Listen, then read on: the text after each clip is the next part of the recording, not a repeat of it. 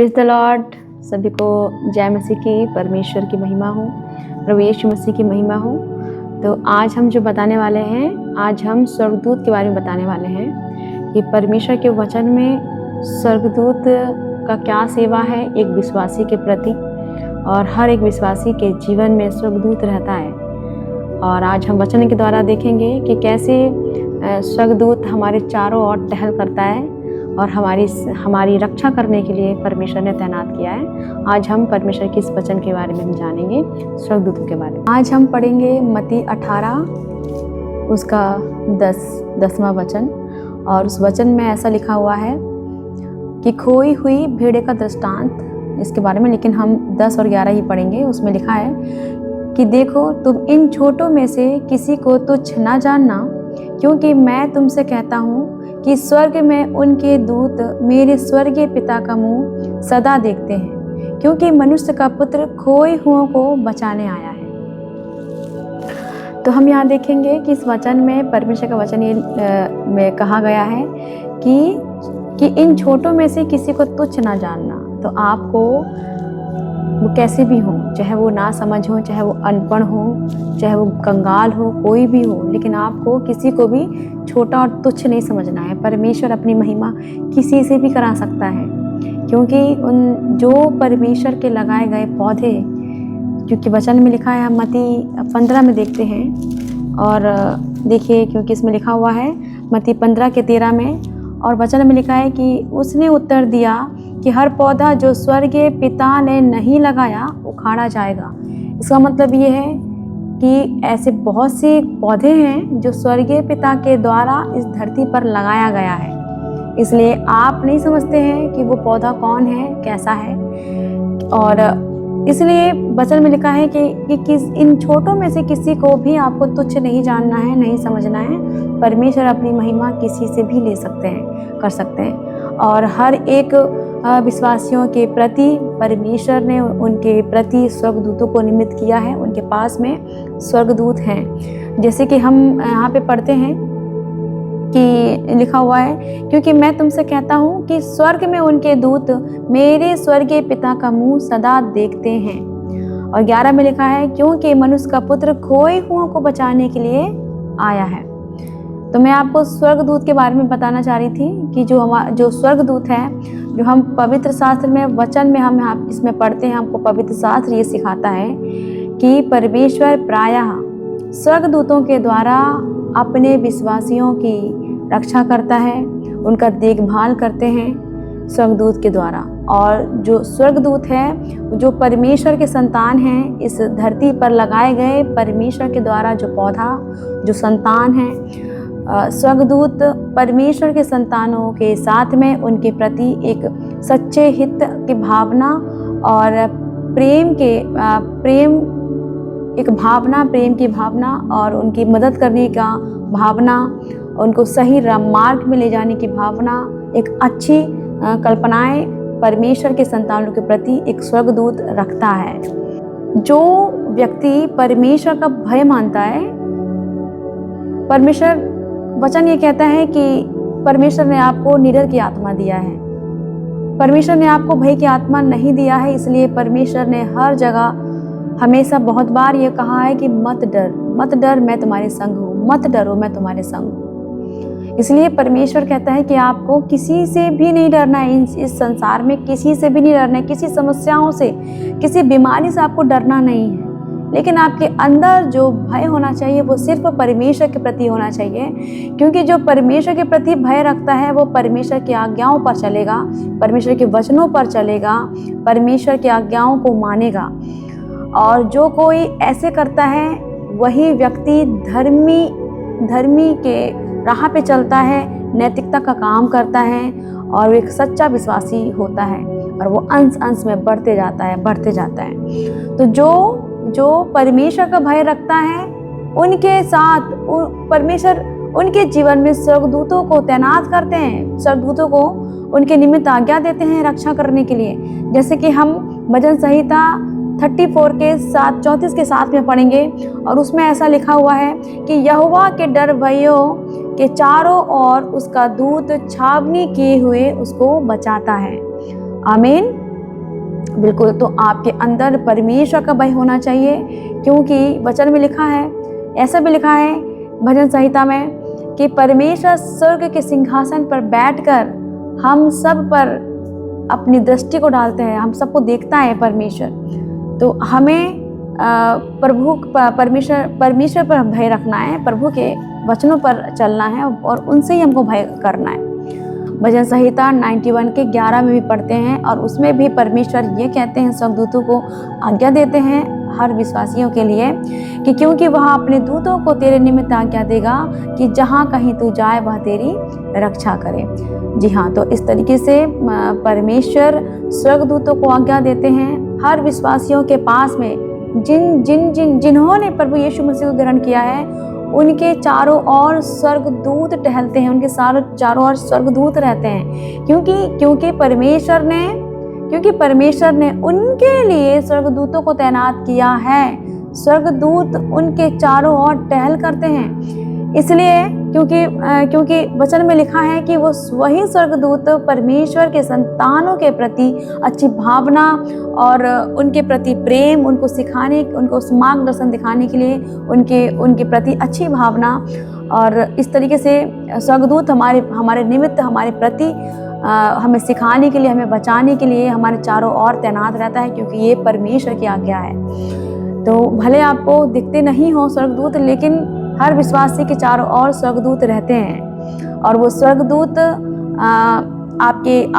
आपके जब आप प्रार्थना करते हो और जब आप वचन को बोलते हो, तब वो स्वर्गदूत अलर्ट हो जाते हैं। जब कोई व्यक्ति अपने पापों से मन फिराव करता है, जब कोई व्यक्ति पाप कर लेता है और वो गलत कामों में रहता है, लेकिन जब उसको सुसमाचार मिलता है और वो अपने हृदय को बदलता है और एक मन फिराव करता है, क्योंकि हम जो गलातियों के पत्री 5:19 में पढ़ते हैं कि शरीर के काम जो प्रकट है, उसमें जितने भी लिखे हुए हैं वो सारे के सारे एक पाप जो मनुष्य करता है। यदि आपको उन्हीं चीज़ों से अब मन फिराव करना है, वो चीज़ आपको नहीं करनी है। तो जब आप इन चीज़ों से अपने मन फिराव करते हो, तब आपके मन फिराव से स्वर्गदूत जो परमेश्वर ने आपके निमित्त भेजा हुआ है, वो स्वर्गदूत के सामने एक आनंद का माहौल आ जाता है। वो आनंद करते हैं, स्वर्गदूत आनंद करते हैं। तो जिस तरीके से इसमें लिखा है, लूका 15:10 आप वचन को खोलें, उसमें लिखा हुआ है कि मैं तुमसे कहता हूँ कि इसी रीति से एक मन फिराने वाले पापी के विषय में मैं परमेश्वर के स्वर्गदूतों के सामने आनंद होता है। आमीन। जो विश्वासी होते हैं, जो प्रभु यीशु मसीह को ग्रहण करते हैं, तो उनके साथ में स्वर्गदूत तैनात रहते हैं। कब तक? वो अनंत जीवन के दौर तक वो स्वर्गदूत, जब कोई विश्वासी खत्म हो जाते हैं, उनकी डेथ हो जाती है, मृत्यु होती है, तो वो स्वर्गदूत ही उनकी आत्मा को ले जाकर स्वर्ग के आत्माओं के क्षेत्र में, आत्माओं के जगत पे ले जाते हैं। और वही स्वर्गदूत हैं जो आपके चारों ओर छावनी करते हैं, टहलते हैं। और उस वक्त तो जो संत हैं और जो अच्छी आत्माएं हैं, आपके पूर्वज भी उस आत्मा को लेने आती है और उस आत्मा का स्वागत करके उस अनंत जीवन में, आत्माओं के क्षेत्र में, आत्माओं के जगत में ले जाते हैं वही स्वर्गदूत।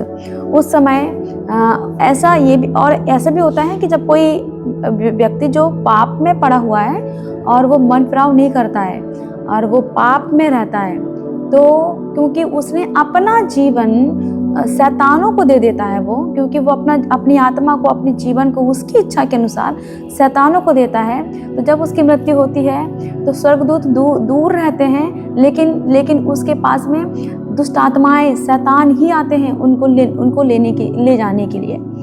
और जब वो आत्मा के क्षेत्र में जाते हैं, तब उनका जीवन जो धरती पर, जो अर्थ में, पृथ्वी पर अंधकार में जो पड़ा था, उसका शरीर, उसकी आत्मा से, वैसे ही जब वो आत्मा के क्षेत्र में जाते हैं, तब वो रोशनी में टिक नहीं पाते हैं और वो अंधकार को ढूंढते हैं और वो उस रोशनी को झेल नहीं पाते हैं, और तब उसकी आत्मा को दुष्ट आत्माएं अंधकार की ओर ले जाकर अनंत नरक में ले जाते हैं।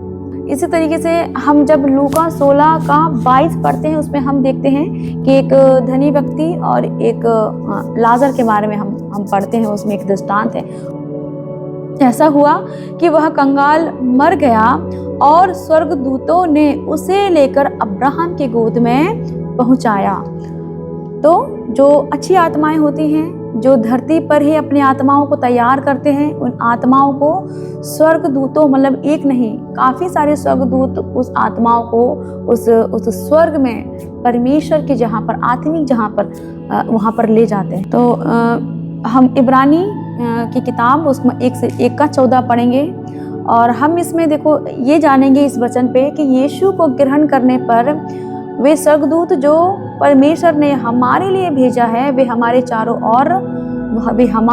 ओर टहल करती हैं। कि जब कोई व्यक्ति प्रभु यीशु मसीह को ग्रहण करता है तो परमेश्वर उस स्वर्गदूत को हमारे चारों ओर, वो सब टहल करने वाली आत्माएं हैं, वो सब अच्छी आत्माएं, वो सब स्वर्गदूत हैं और परमेश्वर उन आत्माओं को हमारे लिए, हमारी रक्षा करने के लिए, टहल करने के लिए तैनात करता है। क्योंकि परमेश्वर को अपनी संतानों की बहुत चिंता है। इसलिए वचन में लिखा है, इसमें देखो 11 में पढ़ेंगे हम, मत्ती 18 के 11 में, क्योंकि मनुष्य का पुत्र खोए हुओं को बचाने आया है। इसलिए परमेश्वर ने हर एक विश्वासियों के पास में स्वर्गदूत को भेजा है। उन सारे विश्वासियों के पास स्वर्गदूत हैं। वो आपके साथ रहते हैं। वो जब आप प्रार्थना करते हो, वचन पढ़ते हो, वो अलर्ट हो जाते हैं। और जब वचन आप बोलते हैं क्योंकि वचन परमेश्वर है। जब आप वचन को बोलते हैं, क्योंकि वचन उनके लिए एक आज्ञा है, तो जब आप वचन को बोलते हैं तो वो स्वर्गदूत अलर्ट होते हैं और वो काम पे लग जाते हैं। इसी तरीके से यीशु मसीह की इसलिए वचन में लिखा हुआ है, क्योंकि मनुष्य का पुत्र खोए हुओं को बचाने के लिए आया है। तो वो सब क्या है? हमारी टहल करने वाली आत्माएं हैं, है ना। तो इसमें देखिए इब्रानियों 1 के 14 में लिखा है, क्या वे सब सेवा टहल करने वाली आत्माएं नहीं जो उद्धार पाने वालों के लिए सेवा करने को भेजी जाती हैं? बिल्कुल।